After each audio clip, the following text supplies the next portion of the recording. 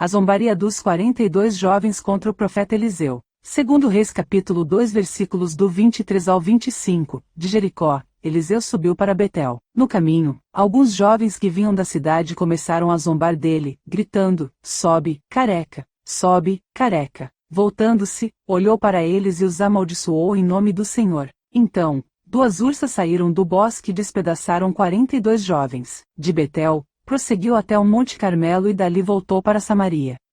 Eliseu é chamado para se tornar discípulo e sucessor do profeta Elias, aceitou o chamado de Deus através do profeta Elias, a escolha veio de Deus. Eliseu se torna auxiliar, discípulo do profeta Elias. Desde que Eliseu se juntou a Elias, fez uma obra profética em Israel durante os reinados dos reis Acabe, Acasias, Jeurão, Jeú, e até o reinado de Jeoás. Eliseu foi designado como sucessor de Elias. Depois da morte de Elias, Eliseu deixa de ser discípulo e torna-se profeta, o sucessor do ministério profético, com porção dobrada. O profeta Eliseu se tornou notável em Israel. 1 Reis capítulo 19 versículos 15 e 16. O Senhor lhe disse: volte pelo caminho por onde veio, e vá para o deserto de Damasco. Chegando lá, unja Azael como rei da Síria. Unja também Jeú, filho de Ninsi, como rei de Israel. E unja Eliseu, filho de Safate, de Abel-Meolá, para suceder a você como profeta. 1 Reis capítulo 19 versículos do 19 ao 21. Então Elias saiu de lá e encontrou Eliseu, filho de Safate. Ele estava arando com 12 parelhas de bois, e estava conduzindo a 12ª parelha. Elias o alcançou e lançou a sua capa sobre ele. Eliseu deixou os bois e correu atrás de Elias. Deixa-me dar um beijo de despedida em meu pai e minha mãe, disse, e então irei contigo. Vai e volte, respondeu Elias, pelo que lhe fiz. E Eliseu voltou, apanhou a sua parelha de bois e os matou. Queimou o equipamento de arar para cozinhar a carne e a deu ao povo, e eles comeram. Depois partiu com Elias, e se tornou seu auxiliar. Durante os próximos anos, Eliseu tornou-se um servo próximo de Elias até que Elias morresse. A amizade de Eliseu tinha sido de muita ajuda quando ele enfrentou dificuldades. Tinha chegado a hora de Elias deixar a sua designação como profeta de Israel. Depois de atravessarem o rio Jordão, Elias disse para Eliseu: diga o que devo fazer por você antes de eu ser levado embora. Elias sabia que era hora de partir. Ele estava pedindo a herança de um filho primogênito, que pela lei recebia 2 partes da herança, porção dobrada. O pedido de Eliseu, o profeta Elias deixou Deus dar a resposta que concedeu o pedido. Segundo Reis capítulo 2 versículos 10 e 11, ele respondeu: você pediu uma coisa difícil. Se você me vir quando eu for levado embora, acontecerá o que pediu, mas, se não me vir, não acontecerá. Eliseu recebeu porção dobrada do Espírito Santo de Deus que estava sobre Elias, simbolicamente herdeiro do Espírito profético. Deuteronômio capítulo 21 versículo 17, concedendo-lhe porção dupla de tudo quanto possuir, porquanto ele é a primícia da sua virilidade e todos os direitos do filho mais velho, o primogênito, lhe pertencem. 1 Livro de Crônicas capítulo 5 versículos 1 e 2, quanto à descendência de Ruben, o primogênito de Israel, mesmo sendo o primeiro e mais velho dos filhos, o seu direito de primogenitura foi outorgado aos filhos de José, filho de Israel, porquanto ele havia desonrado o leito de seu pai, de modo que não foram registrados em sua genealogia seus direitos como primeiro filho. Como o primeiro Adão pecou, o último Adão que é Jesus o primogênito tem herança dobrada. 1 Coríntios capítulo 15 versículos do 20 ao 23. Mas na realidade Cristo foi ressuscitado dentre os mortos, sendo ele as primícias dos que dormem. Porque, assim como por um homem veio a morte, também por um homem veio a ressurreição dos mortos. Pois como em Adão todos morrem, do mesmo modo em Cristo todos serão vivificados. Cada um, porém, na sua ordem, Cristo as primícias, depois os que são de Cristo, na sua vinda. João capítulo 3 versículo 13, ora, ninguém subiu ao céu, senão o que desceu do céu, o Filho do homem, que está no céu. 1 Coríntios capítulo 15 versículo 50, mas eu lhes digo o seguinte, irmãos, carne e sangue não podem herdar o reino de Deus, nem pode o que é perecível herdar o imperecível. Eclesiastes capítulo 12 versículo 7, o pó retorne à terra, de onde veio, e o espírito volte a Deus, que o concedeu. Colossenses capítulo 1 versículos 22 e 28, agora, entretanto, ele vos reconciliou no corpo físico de Cristo, por meio da morte, para vos apresentar santos, inculpáveis e absolvidos de qualquer acusação diante dele. Provavelmente Elias morreu, só o espírito dele foi para o céu. A maneira que ele foi pode demonstrar que era salvo. Porque foi no cavalo de fogo e no redemoinho e quando foi ganhando distância indo para o alto ninguém pode dizer o que aconteceu dentro do redemoinho. Esse redemoinho esconde, não revela e foi distanciando, onde a visão não alcança mais. ninguém viu o que aconteceu ali. Baseado nos textos bíblicos acima, seu corpo carnal não subiu ao céu, mas o seu espírito que estava voltando para Deus. Eclesiastes capítulo 12 versículo 7, então o nosso corpo voltará para o pó da terra, de onde veio, e o nosso espírito voltará para Deus, que o deu. Jesus não tinha vindo ainda, mas a promessa se cumpriria. Jesus batiza com o Espírito Santo e com fogo. Mateus capítulo 3 versículo 11, ele vos batizará com o Espírito Santo e com fogo, fogo que purifica. Malaquias capítulo 3, contudo, quem suportará o dia da sua vinda? Quem permanecerá de pé quando ele surgir? Pois ele será como o fogo do ourives e como o sabão do lavandeiro. Ele se assentará como refinador e purificador de prata, purificará os levitas e os refinará como ouro e prata. Assim passarão a apresentar perante Deus ofertas com justiça. Então as ofertas de Judá e de Jerusalém serão agradáveis ao Senhor, como nos dias passados, como nos primeiros anos. Deuteronômio capítulo 4 versículos 23 e 24. Tenham cuidado de não esquecer a aliança que o Senhor, o seu Deus, fez com vocês. Não façam para si ídolo algum com a forma de qualquer coisa que o Senhor, o seu Deus, proibiu, pois o Senhor, o seu Deus, é Deus zeloso, é fogo consumidor. Voltando ao texto bíblico, o acontecimento é tão repentino e atípico. Eliseu havia acabado de ver Elias subir ao céu, o que foi muito doloroso para ele. Em sinal de luto, de sofrimento, rasgou as suas vestes. Rasgar as vestes podia ser em sinal de luto, de indignação, mas notícias, as pessoas rasgavam as vestes para mostrar quanto uma notícia lhes tinha afetado. Segundo Reis capítulo 2 versículo 12, e quando já não podia mais vê-lo, Eliseu pegou as próprias vestes e as rasgou ao meio.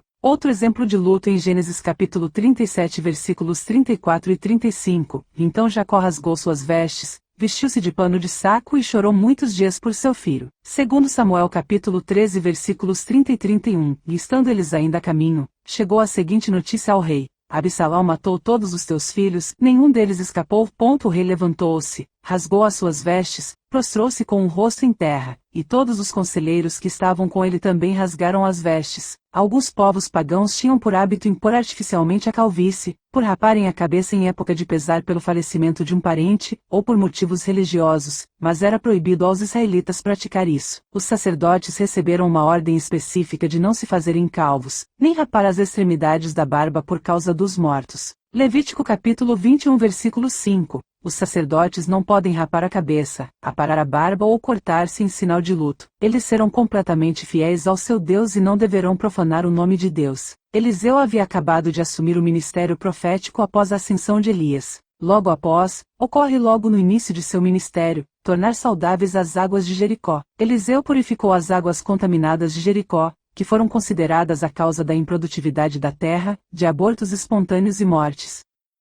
Segundo Reis capítulo 2 versículos 19 ao 22, alguns homens da cidade foram dizer a Eliseu: Como podes ver, esta cidade está bem localizada, mas a água não é boa e a terra é improdutiva. E disse ele: Ponham sal numa tigela nova e tragam-na para mim. Quando a levaram, ele foi à nascente, jogou o sal ali e disse: Assim diz o Senhor: Purifiquei esta água, não causará mais mortes nem deixará a terra improdutiva. E até hoje a água permanece pura, conforme a palavra de Eliseu. Ele estava sendo confirmado por Deus como profeta, e esse episódio mostra isso. De Jericó, Eliseu sobe até a cidade de Betel, a uns 900 metros acima do nível do mar. Eliseu dirigia-se para a cidade de Betel, que, naquela época, era um centro de adoração tanto a Baal quanto a animais.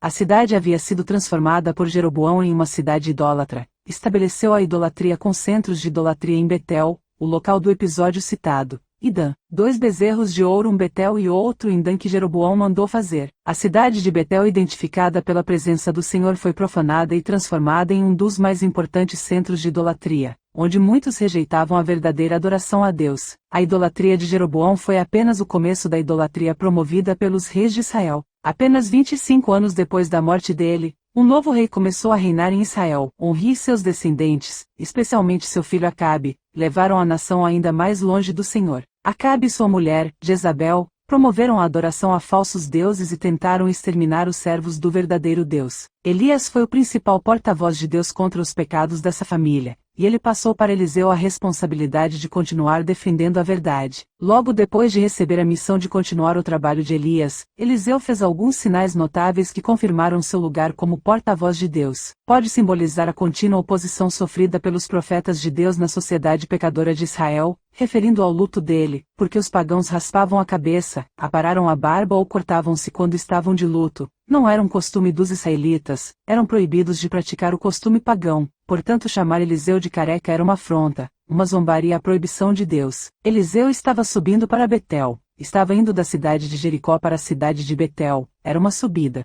Então zombaram dele, gritando, várias vozes simultaneamente, juntas em uma só voz, em coro: sobe, careca, sobe, careca. Poderiam representar perigo ao profeta ou perigo que Eliseu sofria diante de um grande grupo de jovens. Estavam rejeitando o profeta, onde havia perseguição aos profetas. O número 42 indica que não era apenas poucas pessoas, mas uma zombaria, uma perseguição coletiva, organizada, premeditada, planejada. Desrespeitar as coisas de Deus, desprezar a palavra, obra de Deus, os servos. Zombaria tem consequências, a Bíblia alerta que de Deus não se zomba. O temor do Senhor é o princípio da sabedoria. Provérbios 9 verso 10. Deus mostrando ao povo de Betel que zombar de Deus é perigoso. Onde os animais eram considerados deuses, 2 ursas os atacaram. Seus pecados os atacaram, foram destruídos pelo próprio pecado, pois o salário do pecado é a morte. Não foi uma reação carnal, impensada, mas uma ordem de Deus. Os profetas de Deus só faziam o que Deus mandava. Eliseu era um porta-voz de Deus para aquela geração, transmitia a vontade de Deus.